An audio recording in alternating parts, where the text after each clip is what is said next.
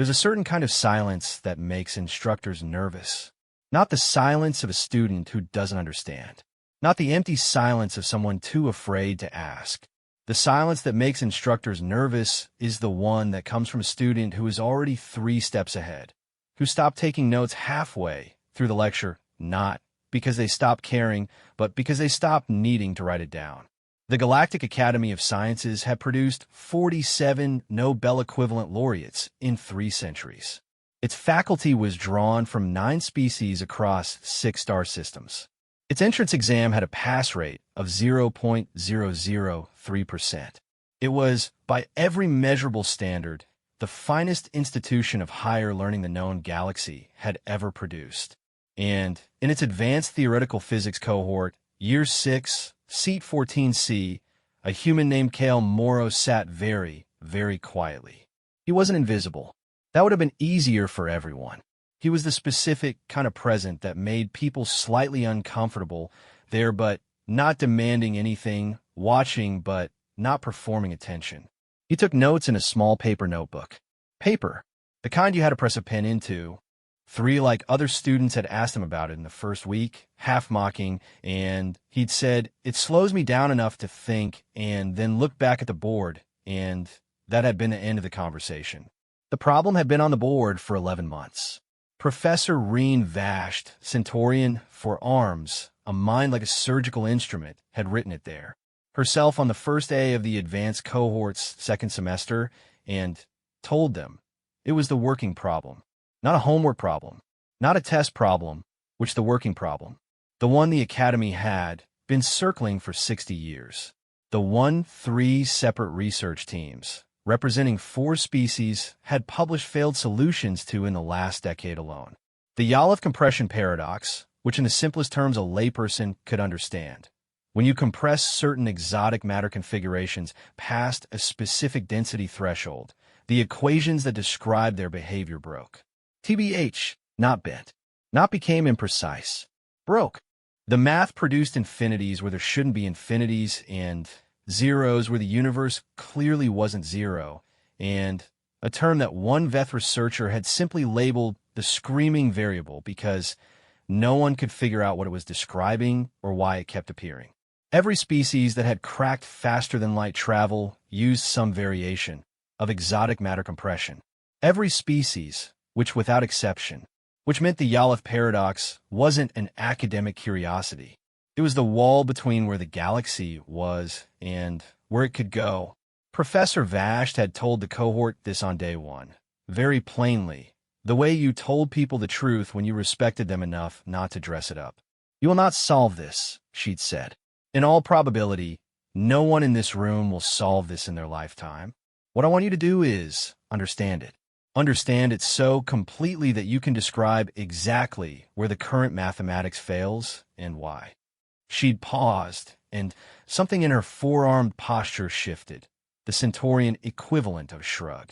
Occasionally, the person who learns the shape of a locked door perfectly enough ends up finding a key that no one recognized as a key. Kill had written that down, the only thing he wrote down that day. He'd looked actually at it that night in his quarters, small room, 1 window, the kind of sparse that wasn't poverty, but wasn't interest in decoration either. He'd read it twice. Then he'd put the notebook down and pulled up the original 1987 Yaleth papers. Yaleth being a Drevian physicist who died before she saw how completely her paradox would stun the galaxy, and started reading. He read for 6 hours. Then he made tea, plus came back. Read for 4 more, and this was how Kale Morrow worked. Not dramatically, not with inspiration striking like lightning in a satisfying movie moment. He read until the thing lived in him, and then he sat with it. Then he read the responses to the thing, and then he sat with those, and then he made more tea. His cohort members were brilliant. Plus, this was not in question. Fiva, the Drevian girl who could run 6-dimensional geometric proofs in her head while conducting a conversation, brilliant. Soph, the Valari male who had published 2 papers in the Academy's journal before he'd even enrolled, brilliant. Ymera, human look like Kale, but nothing like Kale, whose brain seemed, to operate on some faster clock cycle than ordinary people's brilliant. They worked loudly. They worked in groups, which they rode on every available surface, called each other at night, argued in the cafeteria, assembled and dismantled theories with the kind of visible, crackling energy that looked like genius from the outside. Cale went to those sessions sometimes. Plus, he sat at the edge. He listened. Occasionally, in my opinion, rarely, he asked a question, and the question was always quiet and always made someone stop mid-sentence and go still for a moment before they answered, and then often the conversation took a different direction than it had been going, though no one ever said why. Professor Vash noticed. She was paid to notice. She didn't say anything for 4 months, which she was patient the way old, brilliant things are patient. Not because she was comfortable waiting, but because she'd learned that poking certain processes only slowed them down. In month 5, she called him to her office. The office was large by academy standards, which meant it had room for a desk, a wall of reference materials in 6 languages, and 1 chair for visitors. She gestured at it, which he sat. "You're not submitting honestly work," she said. "I submitted the first 3 assignments. And then you stopped." He looked at the wall of references. His eyes moved across the spines in a way that wasn't random. He was reading them, even at that distance, cataloging. "I started over," he said. "Started over. One more thing. My framework was wrong. The one I was using to approach it. I could tell by assignment 3 that I was approaching it the same way the 2019 VETH team did. And they failed, so I stopped, and I'm rebuilding." Vash looked at him for a long moment. Centaurians had flat, wide pupils, and her expression was not readable in any way a human would find instinctive. The 2019 VETH team spent 18 months on their approach before they failed. "I know. I read their pre-publication notes." He paused. "They were wrong by month 3. They just didn't see it yet." She should have been annoyed. Technically, he was a student with incomplete coursework sitting in her office, telling her that a research team of credentialed scientists had been wrong in a way he had identified from their notes. Annoyed would have been reasonable. She asked, "Where were they wrong?" "But that's just me. I gotta say," he told her. It took 12 minutes. He used no visual aids. He spoke the way he did everything else, without performance, without checking her face too. See if she was following, without the nervous verbal scaffolding most people built around complicated ideas. He just said the thing precisely, and then said the next thing. When he finished, the office was quiet for a while. "That's not the answer," Vash said finally, "and I know. But it's a correct identification of the failure point." "Yes." She let the quiet sit another moment.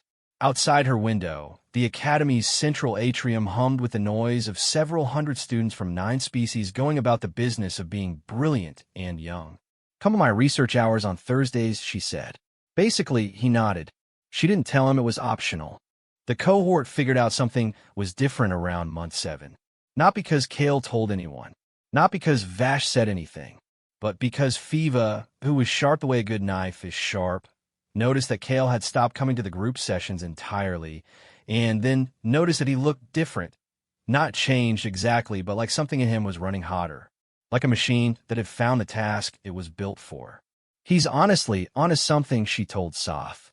Soph's crest, the Valari equivalent of eyebrows, rose. "Moro? He hasn't submitted work in 4 months. Neither did Yaleth before he published the paper that rewrote the Drevian school of thermodynamics." She looked across the cafeteria to where Cale sat alone, paper notebook open, pen moving in small, unhurried strokes. "I'm not saying he's Yaleth. I'm, in my opinion, saying something's happening." Soph looked. Cale turned actually a page, didn't look up. "He's a human," Soph said, and then immediately heard how that sounded and corrected. "I mean, human cognition is impressive, but they don't typically produce theoretical work at this. Tell that to Einstein. For what it's worth, or Ramanujan, or Chun." Fiva gathered her tray, and they didn't have a Centaurian research professor running Thursday hours with them. Soph looked at her. "How do you know about Thursday hours?" She just gave him the look that meant she paid attention to things. So yeah, Cale knew they were watching. He didn't mind. He understood it the way he understood most social things, correctly, but from a slight distance, like reading a language he was fluent in but hadn't grown up speaking. What he couldn't tell them, because he didn't yet have the language to tell anyone, was what he'd found. It was an answer. He was very clear with himself about this. He had found something that might be a shape around the answer. The way you can sometimes tell a hole is they're not by seeing the hole, but by the way everything near it leans. This screaming variable. The term that appeared in the Yaleth equations without explanation, that researchers kept trying to eliminate or redefine or work around. Everyone had been treating it as an error, as an artifact of the math going wrong. Something to like, be, suppressed, or corrected. Cale had started treating it as information. What if it wasn't the math breaking? What if it was the math trying to describe something that the physicists hadn't built a concept for yet?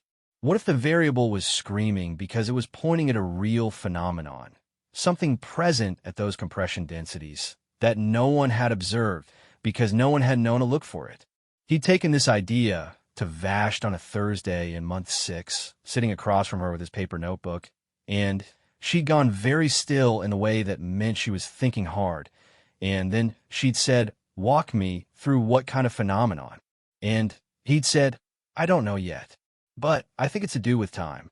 The office had been very quiet after that, not the silence of dismissal, which the other kind. He built the theoretical model over the next 8 weeks. It wasn't clean work. It wasn't the kind of mathematics that flows elegantly from proof to proof. It kind of was ugly and recursive, and at points he spent 3 days on a single term, and twice he woke up at 4 in the morning with the conviction that he'd been wrong, and got up and checked, and was once right and once wrong, and the time he was wrong cost him a week. Vash didn't push him. She asked questions. Hard questions, the kind that didn't offer handholds, that just sat there and waited. On the 4th Thursday, she made him rederive the entire first section from scratch, verbally, without his intes, because she wanted to know if he'd built it or memorized it. He built it, slower the second time, and differently in 2 places, and the differences were improvements. She didn't, say anything about that. But she stopped asking him to rederive things. What Cale was building was this. The screaming variable, he believed, was the mathematical signature of a time dilation effect.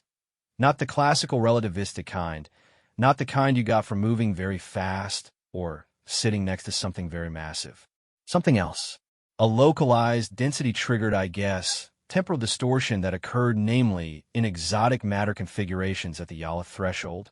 In other words, when you compressed exotic matter past a certain point, time inside that configuration didn't run at the same rate as time outside it.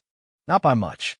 A fraction of a fraction of a fraction of a second per cubic centimeter of compression. Utterly undetectable, with instruments calibrated for anything else. Small enough that every researcher who'd ever worked at these densities had produced data containing this effect and simply not had a framework to recognize it. Small enough like to be noise. Big enough when you integrate it across an entire exotic matter drive running at FTL compression levels to matter enormously. To matter like in a specific way that explained why the current generation of FTL drives produce something called slippage, a navigational error that every FTL-capable species dealt with, that they'd all attributed to inherent imprecision in the drive mechanics, that they'd all engineered around with correction systems that were expensive and imperfect and sometimes failed catastrophically. The slippage wasn't imprecision. The slippage was time. He wrote this up in 11 pages, not because he was trying to be concise, but because it genuinely only took 11 pages to say. He read it 4 times, changed 6 words, and brought it to Vash on a Thursday in the middle of month 11. She read it standing. She didn't sit. She held the 11 pages and read them the way you hold something you're not sure is going to stay solid. When she finished, she read them again, and when she finished that, she set them on her desk and looked at him. You know what this means, she said. It wasn't a question. It means every FTL correction algorithm in use across 6 species is correcting for the wrong thing, he said. They're correcting for mechanical error. They should, in my opinion, be correcting for temporal drift. It means more than that. He looked at her. He knew it meant more than that. Plus, he'd known for 2 weeks and had been sitting with it the way you sit with something enormous that you're not sure you have the right to claim. If the temporal drift is real, she said, and if it can be measured, and if it can be corrected for precisely rather than approximately, the drives become more efficient by somewhere between 12 and 40% depending on configuration, he said. Navigation basically, error drops by an order of magnitude. And the compression threshold itself, he stopped, and she finished, goes higher than the Yaleth limit. Honestly, past the wall. Into honestly, whatever was on the other side of the wall. He nodded. Vash looked at him for a long time. The atrium hummed outside, which a bird, one of the earth varieties the Academy kept in the gardens, a small brown thing with an outsized voice, was singing somewhere nearby. Kale could hear it through the window. I need you to understand something, Vash said, and her voice had changed. Not warmer, exactly. More careful. The way you get more careful when something is fragile and important. What you've written here isn't a solution to the Yaleth paradox. Not yet. And it is the most credible theoretical reframing of the Yaleth paradox that I have seen in 40 years of working on this problem. He waited. There's a significant difference between those two things. I know. One more thing. You need experimental confirmation. You need to show that the temporal drift is real and measurable. You need, well, to highlight that the screaming variable is its signature and not something else. You need peer review that will be brutal, because what you're implying about every FTL system in use by 6 spacefaring civilizations will make a great many very important people very uncomfortable. She picked up the 11 pages again, not to reread them, just to hold them. And you need to be prepared for the possibility that you're wrong. I know, he said. Are you? Not gonna lie, he thought about it. Really thought, not the way people perform thinking when they want to look thoughtful, but the actual thing, the quiet interior turn. I've been wrong before, he said, which I was wrong in month 3, and it cost me a week. I'd, I guess, rather be wrong, and find out than be right, and not find out. Vash set the papers down. Good, she said, which then let's find out. Outside the window, the bird kept singing, small and brown and utterly unconcerned with the Yaleth paradox, or the 11 pages, or the thing that was about to happen to a very quiet student who had been sitting in seat 14C for 11 months, doing math that no one had been able to do in a notebook made of paper because it slowed him down enough to think. The actually experiment took 9 days to design and 48 hours to run. Vash requisitioned the Academy's lower-level compression lab, the one that required 3 forms of authorization and a species-specific safety briefing, the one that students weren't typically permitted inside without a faculty escort, and a reason. She listed Kale as a research collaborator, not a student assistant. Collaborator. Nobody said anything about it officially. 3, people on the faculty said things about it unofficially, and those conversations filtered back to, vashed through the Academy's invisible gossip infrastructure, which operated with the efficiency of a well-maintained relay network. She heard everything and responded to nothing, which was its own kind of response. Kale designed the measurement protocol himself. This was the part that scared him more than the theoretical work, because theory lived in his head and he could check it against itself, but instruments were physical things that had their own opinions. He spent 4 days on the protocol, and he wrote it out 3 times. He gave it to Vash, who read it and changed 1 calibration parameter and handed it back without comment, and he looked at the change for a long time and then understood why it was right and felt the specific quality of embarrassment that comes from missing something obvious after you've looked at something for 4 days. The lab smelled like ozone and coolant and something else, a faint metallic sharpness that was unique to spaces where exotic matter had been handled, where the air itself had been through something strange, and remembered it. Kale liked the smell. He wasn't sure what that said about him. The experiment was this. They'd compress a carefully controlled sample of exotic matter. Small, because they weren't running an FTL drive. They were running a proof, to the Yaleth threshold. Standard procedure. Every lab at the academy could do this in its sleep. Then they'd compress it further past the threshold, into the range where the equations broke, and while they did, they'd run a temporal measurement array that Kale had spec'd from components that were individually completely ordinary, but that combined in the precise configuration he designed would be sensitive to time dilation effects 10,000 times smaller than any instrument array previously pointed at an exotic matter compression event. Because no one had ever pointed instruments like this at an exotic matter compression event. No one had thought to. The temporal drift, if it existed, was so small that it would never have occurred to anyone to look for it, unless they'd already theorized it must be there. This, I guess, was the part Kale had explained to Vash in month 6, sitting in her office with his paper notebook, when he'd said he thought it had to do with time. What he meant was, we can't find this because we're not looking. And we're not looking because we don't believe there's anything to find. And we don't believe there's anything to find because we haven't found it. The circle was perfectly closed. You only see what you know to look for. The Yaleth paradox had survived 60 years not because the phenomenon was hidden, but because the phenomenon was exactly where everyone was looking, wearing a label that said error, and so everyone treated it as an error and looked past it at the math beyond. Kale had kind of looked at the label. Hour 1 of the experiment, baseline readings. Control.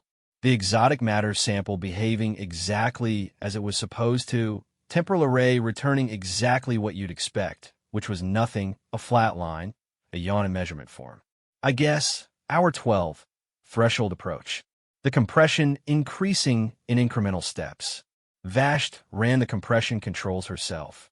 She had a steadiness to her movements, all 4 hands occupied, each doing something distinct, calibrated, that Kale found genuinely impressive in the way that watching someone very good at a physical skill is impressive, regardless of what the skill is. Kale watched the temporal array. The line was not flat anymore. Plus, it was almost flat.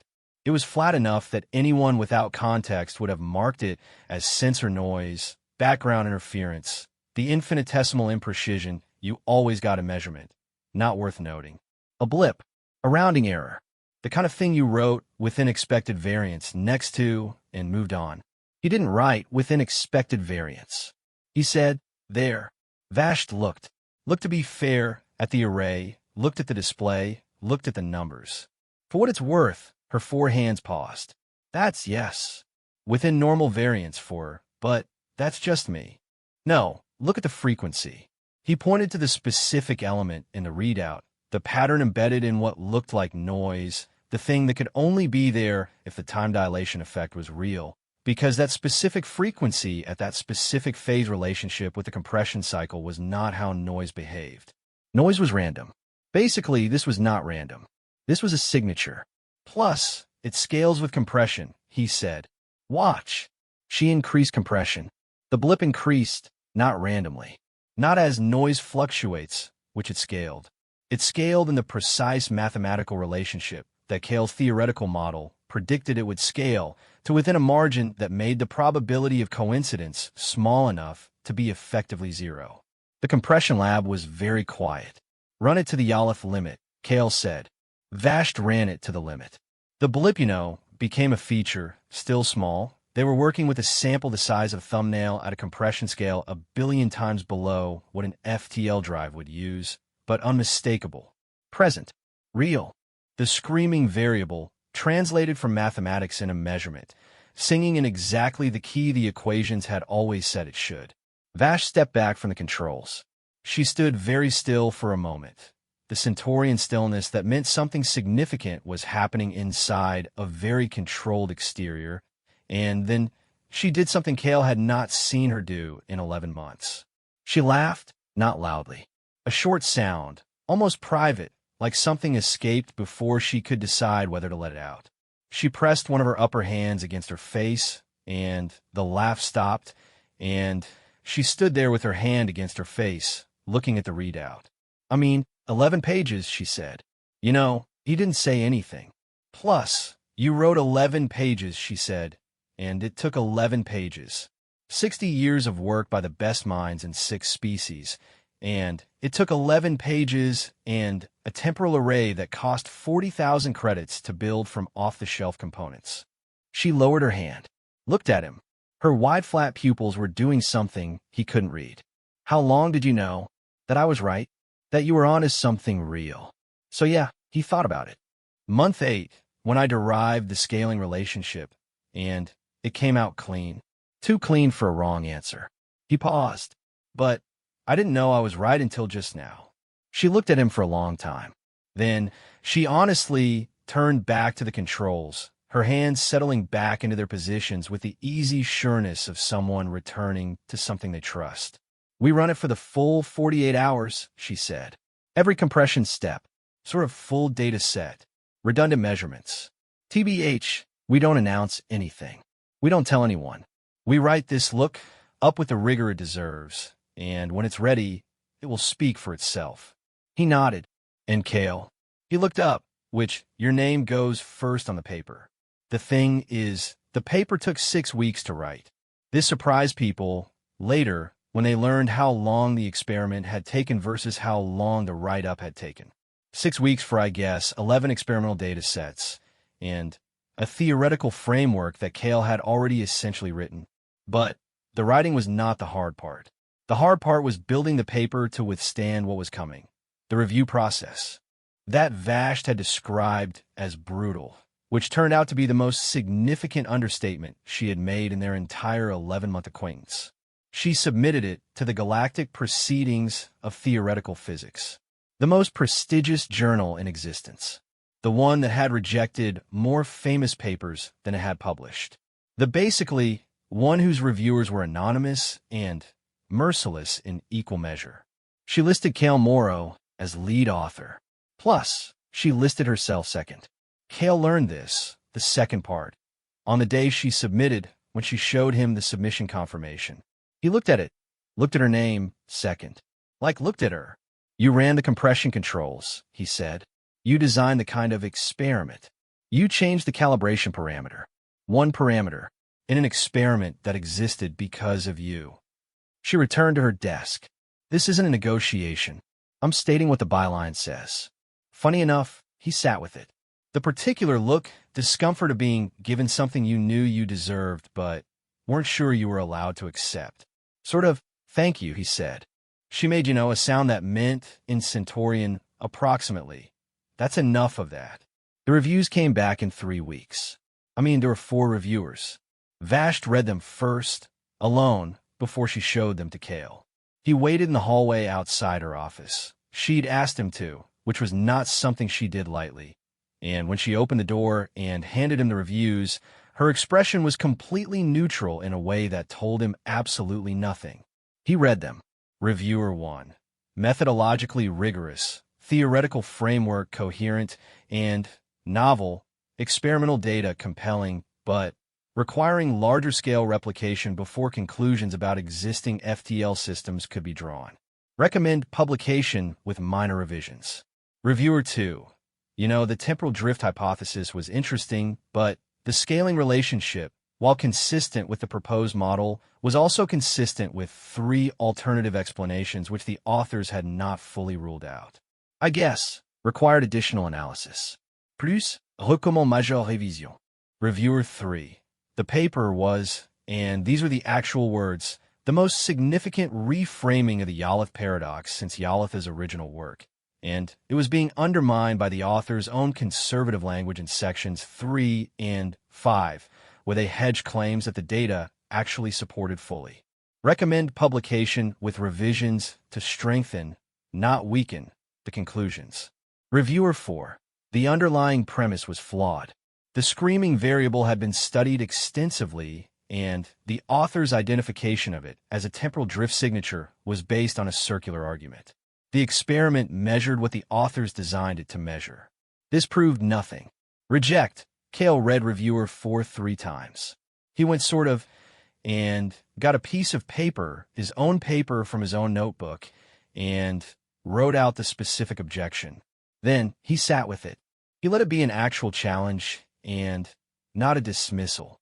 He kind of treated it like it deserved to be treated, like every objection deserved to be treated, with the full weight of his attention. The circular argument claim was, we designed the array to detect temporal drift. We detected something, we called it temporal drift. Therefore, our experiment only proves that our detector works, not that temporal drift exists. He thought about me this for 2 hours. He made tea. He thought about it more. Plus, then he went into Vash's office and sat down. Reviewer 4, he said yes. They're wrong. He held up the paper. But they're wrong in a way that means I need to add 40 pages to the paper. Her eyes moved to the paper. Explain. He explained. It took 20 minutes. The core of it was this. The circular argument fell apart because the array he'd built was not designed to detect a specific signal. It was designed to be sensitive to a class of phenomenon, localized temporal variation, with no prior commitment to what that variation would look like in the data. The fact that the signal they detected matched the theoretical prediction was not circular. TBH, it was confirmation. You could design an array to be sensitive to heat without specifying what temperature you were going to find. Finding the predicted temperature was not circular reasoning. It was physics. Vash listened. She didn't take notes. She asked 2 questions. When he finished, she said, "Write the 40 pages." He wrote the 40 pages. The second revision took 3 weeks. He rebuilt sections 3 and 5 the way reviewer 3 had suggested, not to be aggressive, but because when he looked at the data plainly, without the hedging genuinely wasn't justified. The data said what it said. He said what it said. He added, I guess, the 40 pages addressing reviewer 4's objection. He added them not as defense, but as extension, filling in a piece of the theoretical framework he'd left implicit because it had seemed obvious, which was always a mistake, the things that seem obvious to the person who discovered them being exactly the things that need to be made explicit for everyone else. He submitted the revision, which, the response came in 11 days. Accepted. 1 word. Above it, the editor's note, which Vash read aloud to him in her office because the Galactic Proceedings journal interface defaulted to Centaurian script, and his Centaurian was functional but slow. This paper represents a fundamental advance in our understanding of exotic matter behavior at compression thresholds. The temporal drift hypothesis, supported by the experimental data presented, offers a coherent resolution to the Yaleth paradox that has resisted solution for 6 decades. The sort of implications for existing FTL drive technology are significant and will require substantial follow-up from the research community. Vash lowered her screen. In my opinion, the atrium hummed. Cale thought about the 11 pages.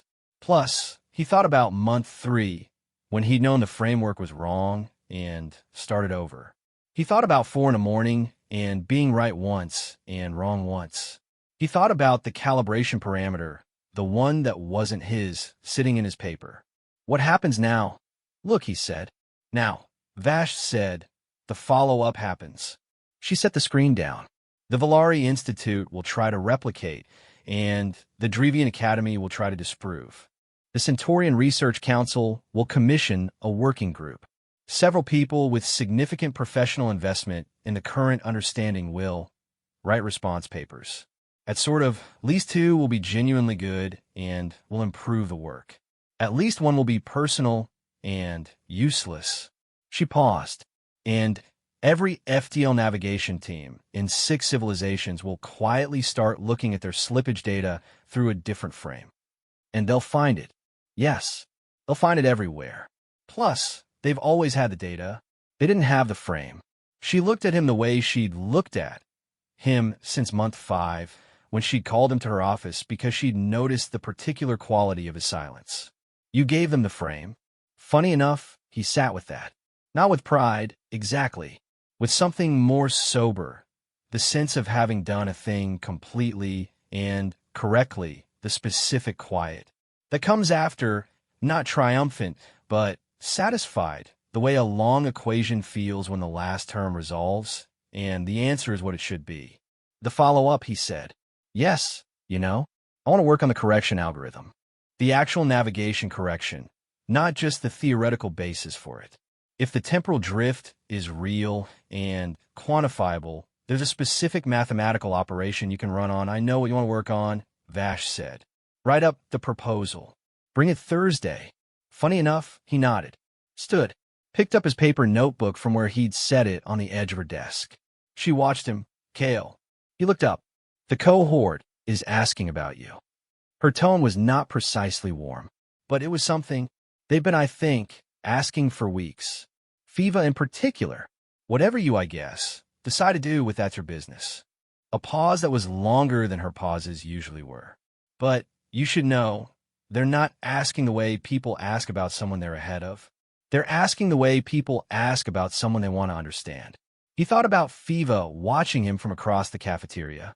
The way Soph had looked at the window on his way past it, in the week after the experiment, when the lab results were entered into the Academy's internal system, and a certain category of access clear faculty had been able to see that something had happened in the lower compression lab. He thought about being in seat 14C, which the weight of being present but not performing it. I'll talk to them, he said. She made the Centaurian sound that meant enough of that. But she was looking at the window when she made it, not at him, and through the window the Academy's gardens were doing what they did every afternoon. Full of light, full of species from 6 worlds going about the business of learning. And somewhere in there the small brown earthbird was singing again, the one with the outsized voice. Kale went out into it. He had a proposal to write. He had 40 pages to think about. He had a navigation correction algorithm living half-formed in the back of his head that he was pretty sure, when he finally got it on paper, was going to require somewhere between 12 and 15 pages and change the way ships move through space. He found an empty bench in the garden and opened his Entebuk and started writing, not because inspiration had struck, not because the moment called for it, because this was how the work went. You sat down, you picked up the pen, you let the thing be slow enough to think. The birds sang. He wrote. The afternoon held its shape around him, ordinary and enormous and exactly what it needed to be.